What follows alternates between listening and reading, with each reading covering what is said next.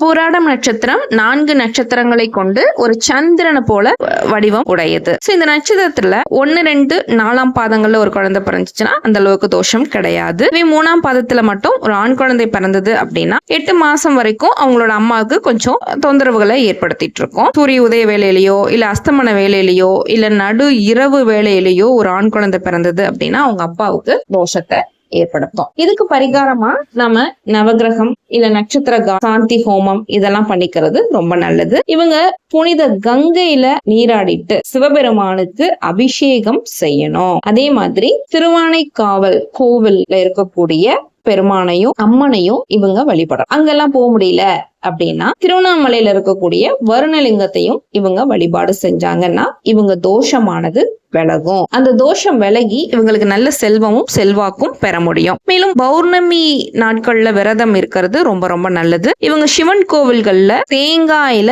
நெய் தீபம் ஏற்றுறது சிறந்த பலன்களை ஏற்படுத்தும். இவங்க சிவ நாமத்தை அடிக்கடி அவங்களோட நாவில உச்சரித்துட்டு வந்தாங்க அப்படின்னா எல்லா நன்மைகளையும் இவங்க பெற முடியும்.